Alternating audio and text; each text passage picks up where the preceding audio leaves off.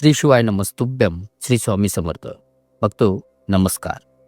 आज खूपच महत्त्वाची माहिती तुम्हाला मी सांगण्यात जात आहे.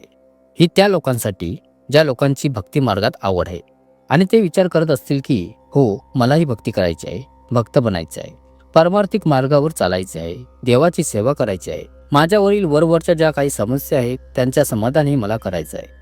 तर अशा लोकांसाठी मी आज खूपच महत्त्वाची, खूप आवश्यक माहिती सांगण्यात जात आहे. बघतो की जर तुम्ही भक्ती मार्गात जाऊ इच्छिताय आणि जे मी तुम्हाला सांगण्यात जात आहे त्या गोष्टी जर तुम्हाला माहीत नसतील, तर मी तुम्हाला अगदी 100% खात्रीने सांगतो की जर या गोष्टी तुम्हाला माहीत नसतील आणि तुम्ही यांना करत नसाल, तर तुम्ही कोणत्याही भक्ती मार्गात कोणत्याही देवतेची कृपा तुमच्यावर होणार नाही. तुम्ही करत असलेल्या सेवेला अर्थच राहणार नाही आणि तुम्ही त्या भक्ती मार्गात पुढेच जाऊ शकणार नाही. तर बघतो ह्या गोष्टी खूपच आवश्यक आहेत. त्या लोकांसाठी ह्या गोष्टी आवश्यक आहेत जे लोक साधना करतात आणि जे लोक भक्ती मार्गात जाऊ इच्छितात.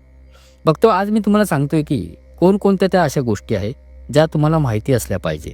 आणि तुम्ही जर नवीनच असाल या मार्गात आणि तुम्ही इच्छित असाल की मला या भक्ती मार्गात परमार्थात सेवा करून पुढे जायचे आहे, तर तुम्हाला पहिले यांची माहिती असणे अत्यंत आवश्यक आहे. या तर मग सुरुवात करूयात. बघतो जर तुम्हाला भक्ती करायची आहे, भक्त बनायचे आहे, तुम्ही इच्छित आहे की माझ्यावरील ह्या ज्या काही अडचणी आहेत त्यांचे आणि माझे समाधान मी करू शकावे, समाजासाठी तुम्ही काही चांगले करू शकाल, तर सर्वात पहिले तुम्हाला हे पाहावे लागेल की तुमचे जे घर आहे त्यावर कोणती वरची काही बाधा तर नाही आहे ना. माझ्या बोलण्याचा अर्थ हा आहे बघतो की कोणत्याही गोष्टीत एंट्री करण्यापूर्वी तुम्ही खात्री करून घ्या, माहिती करून घ्या त्या गोष्टीविषयी की तुम्ही पवित्र व्हावे, अशुद्धतेला तुम्ही दूर करावे आणि जेव्हा तुम्ही शुद्ध व्हाल तेव्हा तुम्ही पुढील दिशेत जाऊ लागाल. तर सर्वात प्रथम तुम्हाला हे पाहायचं आहे की तुमच्या घरावर कोणालाही तुम्ही विचारून घ्या, कोणाला तरी तुम्ही दाखवून घ्या की माझ्या घरावर कोणती करणीबाधा किंवा अशी कोणती लटकलेली नकारात्मक वस्तू वा गोष्ट तर नाही आहे ना. आणि जर तुमच्यावर असे काही नसेल, आता खूप चांगले झालेले आहे तुमचे काम. यानंतर पुढे तुम्हाला हे पाहायचे आहे की तुमची पित्र तुमच्या घरात बसलेले आहेत, म्हणजेच की विराजमान आहेत.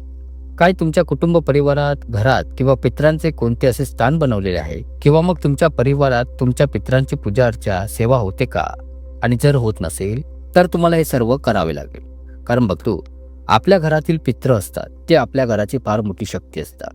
कोणत्याही देवाची साधना करता, सेवा करता, मग तुम्ही कितीही करा, अगदी रोज करत असाल, तर तुम्ही ह्या पित्रांना छोटे समजू नका. बघतो पितृलोक खूप मोठे आहे आणि हे पितृ हे आपल्या घराचे असतात आणि म्हणूनच यांच्या आज्ञेशिवाय कोणतीही दैवी शक्ती, कोणताही देव तुमच्या घरामध्ये वास करू शकत नाही. तर तुम्हाला तुमच्या पित्रांचे स्थान जे आहे जर ते नसेल तर तुम्हाला ते बनवावे लागेल. आता या पित्रांचे स्थान कसे बनवायचे आहे ते मी तुम्हाला पुढे सांगेन माझ्या नेक्स्ट व्हिडिओमध्ये. त्यामुळे तुम्ही पहा नंतर पुढील येणारा माझा व्हिडिओ की पित्रांचे स्थान कसे बनवायचे. खूपच सोपे आहे बघतो, ना कोणताही खर्च आहे आणि ना कुठे जायचे आहे. तुम्ही स्वतःच घरी करू शकता. फक्त यांचे स्थान सर्वप्रथम तुम्ही बनवायचे आहे. स्थान बनवल्यानंतर त्यांना नैवेद्य वगैरे दाखवून त्यांची सेवा करायला तुम्हाला सुरुवात करायची आहे. जसे की तुम्हाला माहीतच आहे की जर तुमच्या घरातीलच साथ देत नसतील तर दुसरे कोण देणार? बाहेरचा तर कोणी तुम्हाला देणार नाही. यासाठी तुम्हाला सर्वप्रथम तुमच्या घरी तुमच्या पित्रांना बसवणे खूपच आवश्यक आहे. आता पुढील जी गोष्ट आहे ती ही की तुमची कुळदैवत कोण आहे याविषयी तुम्ही माहिती करून घ्या.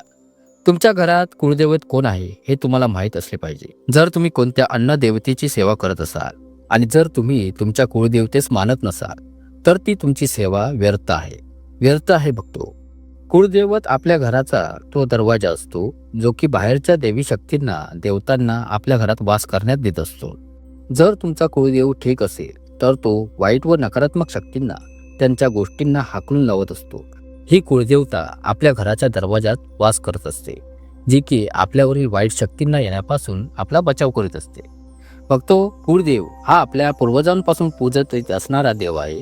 जसे की कोणत्या घरामध्ये काळभैरव पूजला जातोय, कोणाच्या घरी कुळदेवी असेल तर तुळजाभवानी, कुलस्वामिनी, कुळदेवी पूजली जाते इत्यादी वगैरे. तर सर्वांचे कुळदैवत जे आहे ना ते वेगवेगळे असते. तर बघतो तुम्ही हे माहीत करून घ्या की तुमचे कुळदैवत कोणते आहे आणि त्यांची सेवा करण्यास तुम्ही सुरुवात करा. आता पुढील जी गोष्ट आहे ती ही की आपली ग्रामदेवता. तर पहा, आत्तापर्यंत तुम्ही जे जाणून घेतलात ते तुम्ही तुमच्या घराविषयी माहिती करून घेतला. तुमच्या घराविषयी तुम्ही आता क्लिअर झालात की त्या देवी शक्तीच्या कृपेस आपल्या घरात बोलवण्यासाठी. तर हो ना.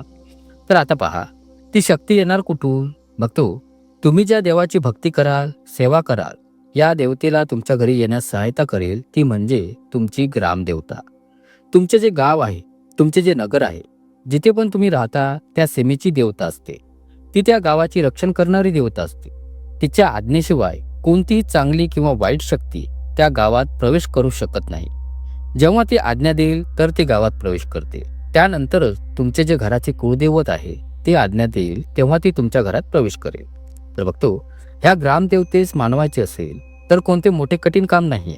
तुमच्या ग्रामदेवतेस तिच्या वारानुसार तिला घरूनच एक श्रीफळ देऊन तिला आवाज देऊन गाराने घालावे. कधी वेळ काढून कमीत कमी वर्षातून एकदा तरी तिचे दर्शन घेऊन यावे. तर तुमची ग्रामदेवता तुमची ही श्रद्धापूर्वक केलेली छोटीशी सेवा नक्कीच स्वीकार करते. आणि बघतो, यानंतर आता तुमच्या इष्टदेवतेची वारी येते. म्हणजेच की आता तुम्ही कोणाची भक्ती करू इच्छित आहे, सेवा करू इच्छित आहे, ती तुमची इष्टदेवता. मी तुम्हाला इथे एक सांगू इच्छितोय की जी तुमची कुळदेवता आहे तिला मात्र तुम्ही अग्रस्थान द्या. तुम्ही तुमच्या आवडीच्या देवतेची भक्ती सेवा नक्कीच करा, पण करत असताना एकदा कुळदेवतेचे स्मरण हे मात्र नक्कीच करा आणि तुमच्या पुढच्या सेवेस सुरुवात करा. यानंतर बघतो, तुम्ही आता इथपर्यंत आलात आहात. तुम्ही तुमच्या घरास क्लिअर केलात, कुळदेवतेलाही क्लिअर केलात, गावाच्या ग्रामदेवतेस सुद्धा तुम्ही क्लिअर केलात. तर आता यानंतर पुढे तुम्हाला तुमच्या त्या देवतेच्या शक्तीस आता तुम्हाला आवाहन करायचं आहे. तर इथे बघतो, तुम्ही तुमच्या देवतेचे नाव घेतल्यास आणि तिची शक्ती आली आहे असे होत नाही. तर देवतेच्या शक्तींची तिच्या सेवेंची प्रॉपर पद्धत असते. त्यांना नैवेद्य दिला जातो, करुणा भाकली जाते, योग्य सेवापाठ केली जाते. तेव्हा त्या देवतेच्या शक्तीचा वास तुमच्या घरात होऊ लागतो. बघतो, काही वेळा तर असे पाहण्यात येते की नेटवरून पाहिले आणि पूजा सेवा करण्यास सुरुवात केली आहे, कारण त्यांना प्रॉपर पद्धत माहीत नसते की कोणत्या प्रकारे करायची आहे ती सेवा. याचे दुष्परिणामही त्यांना भोगावे लागतात. आणि आता शेवटचे आणि महत्त्वपूर्ण ते हे की जेव्हा पाण्यात उडी आपण घेतो तेव्हा आपल्यास हातपाय मारावे लागतातच, हे आपल्यास माहीतच आहे. पण तिथे कसे पोहोचायचे असते ते फक्त आपला गुरु शिकवत असतो. म्हणजेच की मी इथे तुम्हाला हे सांगू इच्छितोय की कोणतीही सेवा तुम्ही करा, कोणत्याही देवाची करा, पण तुम्ही ती सेवा गुरुच्या मार्गदर्शनाशिवाय करू नका. तुम्हाला गुरु घेणे आवश्यक आहे, गुरूंच्या मार्गदर्शनाने करणे आवश्यक आहे. मग त्या मठातील कोणी वरिष्ठ सेवेकरी असोत वा कोणी धार्मिक पंडित असोत. थोडक्यात हेच की तुम्ही गुरूंचे मार्गदर्शन घेऊनच या सेवेत पुढे चला. आणि जर तुम्ही असे करता तर तुम्ही निश्चितच या भक्ती मार्गात पुढे जाऊन परमार्थ सुख प्राप्त करू शकता. बघतो, आपण तर लहानपणापासूनच पाहतच आलो आहोत की गुरु जे आहेत ते आपल्या जीवनात किती महत्त्वपूर्ण आहे. जसे की जेव्हा आपण लहान मूल होतो तेव्हा आपले आई वडील, शाळेत आपले टीचर, तसेच या भक्ती मार्गातही गुरूंची आवश्यकता असते. तर बघतो, गुरु असणे खूपच आवश्यक आहे, कारण गुरुच ही एक अशी मोठी शक्ती आहे जी त्या मार्गावर अगोदरच चाललेली असते. तिने त्या सर्व गोष्टी मिळवलेल्या असतात ज्या तुम्ही आता मिळवण्यासाठी जात आहात. तर मग त्यांच्यापेक्षा जास्त तुम्हाला कोणीच योग्य मार्गदर्शन करू शकणार नाही. आणि याचबरोबर हेही महत्त्वाचे आहे बघतो की योग्य गुरु मिळणे ही खूपच आवश्यक आहे. तर तुम्हाला गुरु ही अशी व्यक्ती बनवायची आहे की ती व्यक्ती कोणते पैसे घेणारी नसावी. तिची खरीच त्या भगवंतावर, त्या देवतेवर अपार श्रद्धा असेल, ती पारमार्थिक असेल आणि तिला दुसऱ्याला भक्ती मार्गाचा विषयी माहिती देण्यास रुची असेल. अशाच व्यक्तीला तुम्ही आपले गुरु म्हणून निवड करायची आहे. बघतो, जेव्हा तुम्ही गुरु बनवाल तेव्हा ते तुम्हाला खूप साऱ्या गोष्टी सांगतील, पूजा सेवा देतील आणि नंतर तुम्हाला हळूहळू खूप काही प्राप्त होऊ लागेल. आशा करतो बघतो तुम्हाला ही माहिती नक्कीच आवडली असेल. खूप खूप धन्यवाद.